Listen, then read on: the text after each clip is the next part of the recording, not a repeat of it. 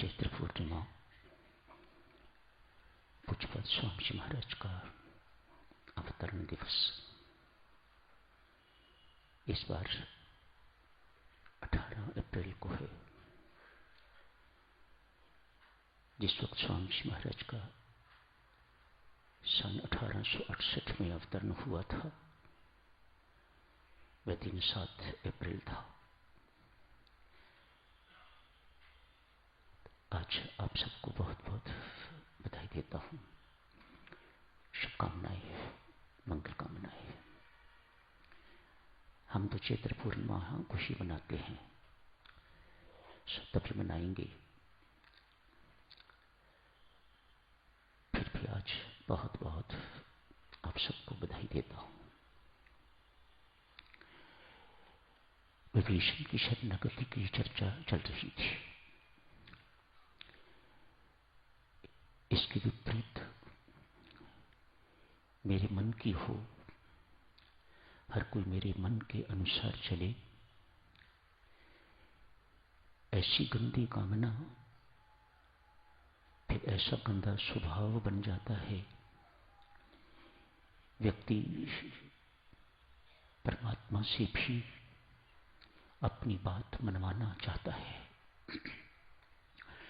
गुरु से भी अपनी ही बात मनवाना चाहता है, सारी संगत से भी अपनी ही बात मनवाना चाहता है।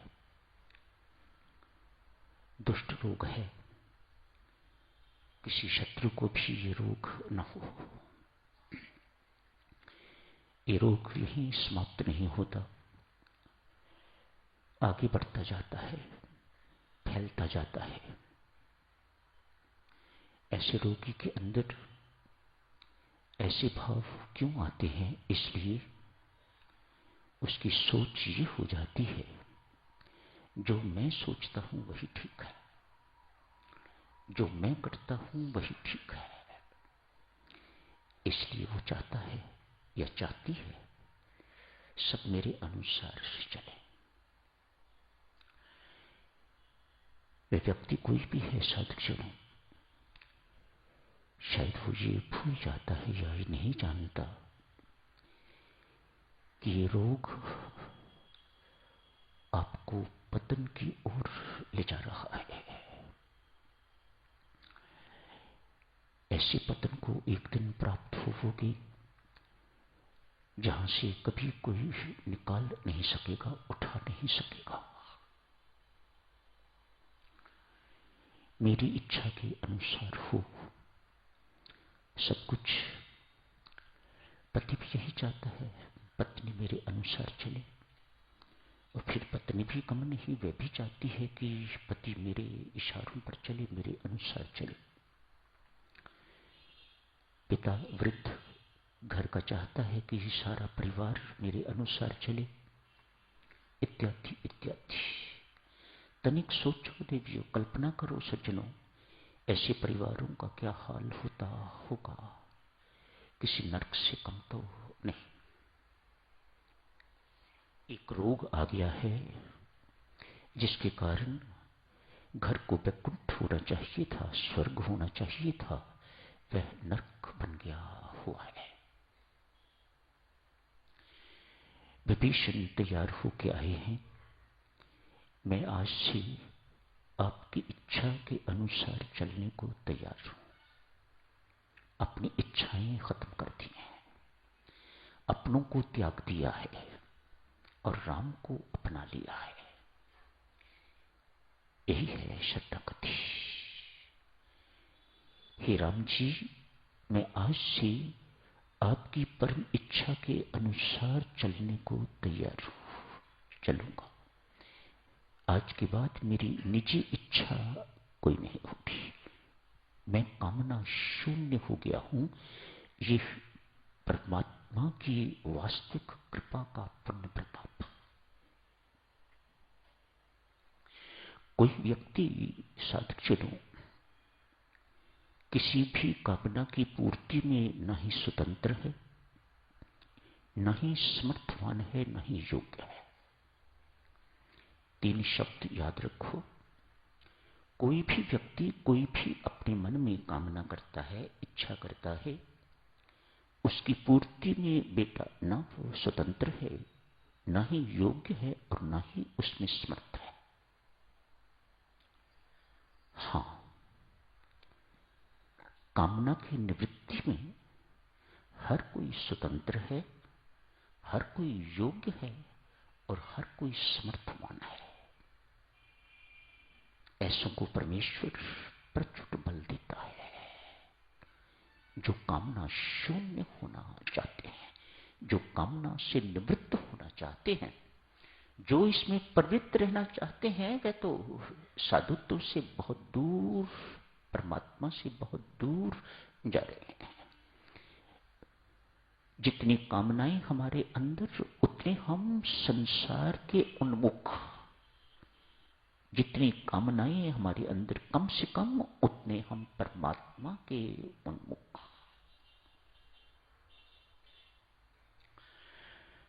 भविष्य का बहुत सुंदर निर्णय आज आ गए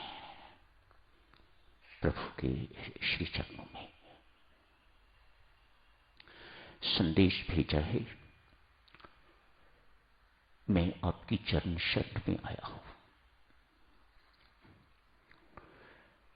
आकाश मार्ग से आए हैं, 4 लोग साथ हैं, सबके सब राघव के इशारे की प्रतीक्षा कर रहे हैं। क्या हुक्म है मेरे लिए? सुग्रीव जाके प्रभु से कहते हैं, प्रभु, दशानन का छोटा भाई आया है। संबोधन देखिए, 10 मुख वाले रावण का छोटा भाई आया है। अपनी बात कह के जो बदल देता है, उसे कहा जाता है तेरा 1 मुख है या 2। इसके 10।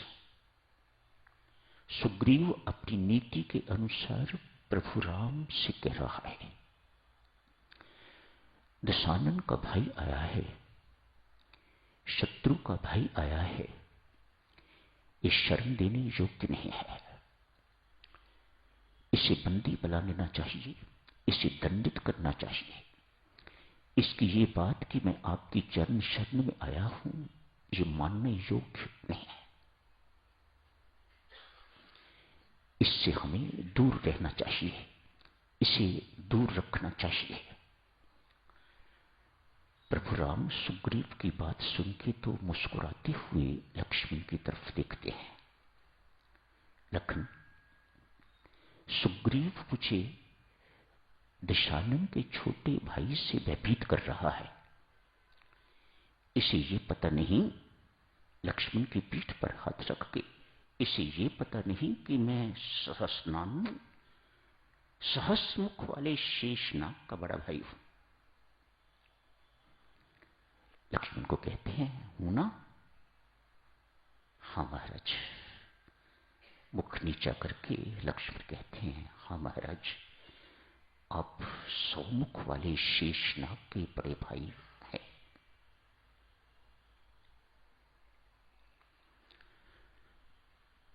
सुग्रीव संसारिक दृष्टि से, राजनीति की दृष्टि से जो कह रहे हैं बिल्कुल ठीक कह रहे हैं।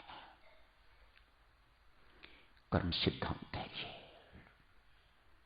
जैसी करनी वैसा फल आज नहीं तो निश्चय कल।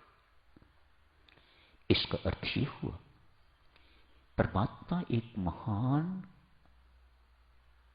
निष्पक्ष राग द्वेष रहित न्यायाधीश है। भक्त इससे एग्री नहीं करते।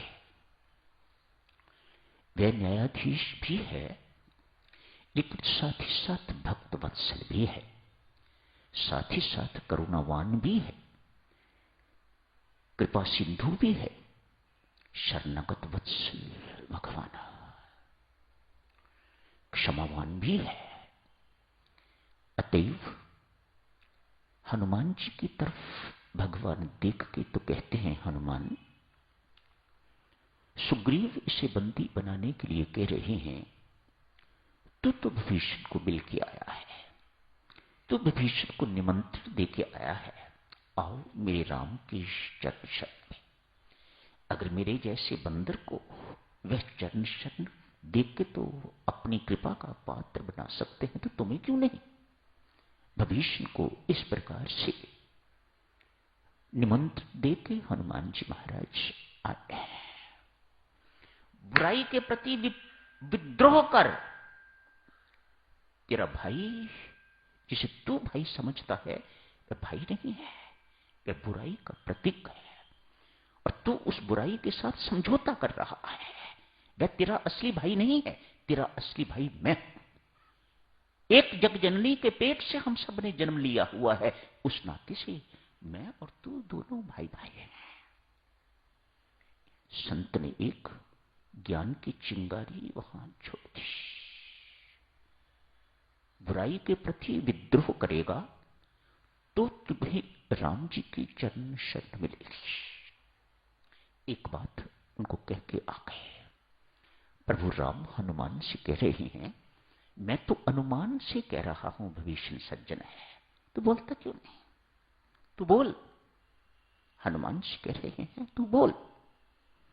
हनुमान जी महाराज भगवान के चरण पकड़ के कहते हैं, प्रभु एक बात बताओ, ये शरणागति न्यायालय है, कोर्ट है, न्यायालय अर्थात कोर्ट, या औषधालय है।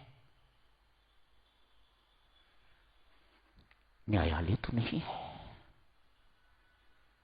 वह तो न्याय है, वहां न्यायाधीश बैठता है। शरणागति के दरबार पे शरणागत वत्सल भगवान बैठता है, एक वैद्य बैठता है। यदि ये औषधालय है प्रभु, तो वैद्य को ये शोभा नहीं देता पूछना क्या तू रोगी है या स्वस्थ। यदि स्वस्थ है तो वैद्य के पास क्या करने आएगा। वह तो बेचारा मान रहा है, मैं रोगी हूं, मैं पापी हूं, मेरे अंदर सारे दुर्गुण ही दुर्गुण भरे पड़े हैं, तभी तो वह आपकी चरण शरण में आया है। अब प्रभु आपका ये पूछना शोभा नहीं देता। आप वैद्य हो, और वैद्य की पहचान, उसकी महानता किस बात से पहचानी जाती है। महारोगी भी कोई आता है, यदि वैद्य उसे भी ठीक कर देता है तो उसे बहुत बड़ा वैद्य माना जाता है, उतना बड़ा डॉक्टर उसे माना जाता है। अब तो आपकी परीक्षा का समय है महाराज, परीक्षा दीजिएगा और अपने आप को सफल बनाइएगा। परीक्षा किस बात की। आप विभीषण जैसे रोगी जिसे शत्रु का भाई समझा जाता है, आप उस रोगी को भी स्वस्थ कर पाते हो कि नहीं कर पाते, ये आपकी परीक्षा का समय है। मेहरबानी करके उसे स्वीकार कीजिएगा। हनुमान जी महाराज शरणागति के पक्ष में है। प्रभु राम विभीषण को स्वीकार करते हैं। यहां साधुजनों, हनुमान जी महाराज भगवान को एक बहुत सुंदर संबोधन देते हैं। मानो वे संबोधन देके तो उनके दायित्व को और एक भक्त, एक संत, एक सेवक और समझा रहा है और पक्का कर रहा है। शरणागत वत्सल भगवाना, भक्त वत्सल भगवाना, वत्सल शब्द ही प्रयोग किया तुलसीदास जी ने। वत्सल, गाय की प्रीति वात्सल्य जिस प्रकार बछड़े के प्रति होती है, वात्सल्य होता है, ठीक उसी प्रकार आपका वात्सल्य होना चाहिए। आपने देवियों सज्जनों कभी देखा होगा, गाय जब बछड़े को जन्म देती है तो बछड़ा गंदगी से लथपथ होता है। जिनमें देखा है, गांव के रहने वाले लोग जिन्होंने देखा है, लथपथ होता है गंदगी से। गाय उसे ये नहीं कहती पहले नहा के आ और फिर मैं दूध पिलाऊंगी। बहुत सुंदर उपमा दी गई है। गाय क्या करती है? देखती है बछड़ा अभी लेटा हुआ है, जमीन पर पड़ा हुआ है, गंदा है, अतएव अपनी जीवा से उस बछड़े को साफ करती है। अंग प्रत्यंग उसका साफ करके तो बछड़ा खड़े होने योग्य हो जाता है। इंसान का बच्चा जन्म होते ही खड़े होने योग्य नहीं, लेकिन गाय का बछड़ा जैसे ही मां साफ करती है वह खड़े होने योग्य हो जाता है। क्यों? गाय बैठ के दूध नहीं पिलाती, गाय खड़ी होकर दूध पिलाती है। अतएव परमात्मा के प्रोविजंस देखिएगा, अतएव बछड़े को खड़ा होना ही है, तभी वह मां का दूध पी पाएगा। उसको पता है दूध कहां से निकलता है, मुझे कहां मुंह मारना है दूध निकालने के लिए, दूध पीने के लिए। कोई कहे गाय बहुत दयालु है, गाय बहुत कृपालु है, गाय बड़ी प्रेम से अंदर से भरी पड़ी है, उसके अंदर वात्सल्य ही वात्सल्य है। भगवान राम यहां टोकते हैं, मत कहो ऐसा। मानो भगवान अपने ऊपर इस प्रकार का श्रेय नहीं लेना चाहते। उधर हनुमान जी कह रहे हैं एक रोगी आया है, इसे स्वस्थ करना, इसे साफ करना आपका दायित्व है। और इधर साथ ही साथ ये हो रहा है कि गाय के अंदर बड़ी दया है, बहुत कृपा है, बहुत वात्सल्य है। मानो ये बातें प्रभु राम के लिए भी सत्य है, लेकिन प्रभु राम यहां टोकते हैं, नहीं हनुमान, तनिक सोच। गाय जो कुछ भी कर रही है ये कोई एहसान नहीं कर रही। प्रभु राम की सोच देखो देवी सज्जनों, कौन होगा उन जैसा महान। प्रभु राम कहते हैं हनुमान तनिक सोच, ये बछड़ा गंदगी लेके कहां से आया है? अपनी मां के पेट से। तो फिर मां का ही कर्तव्य बनता है कि उस गंदगी को साफ करे। वो कोई एहसान नहीं कर रही, कोई दया नहीं कर रही, कोई कृपा नहीं कर रही। ये उसका दायित्व है मां का कि वह उस गंदगी को साफ करे।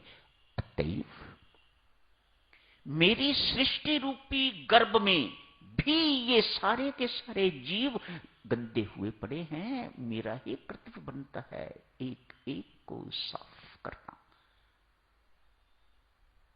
बशर्ते वह मेरी शरण में आए।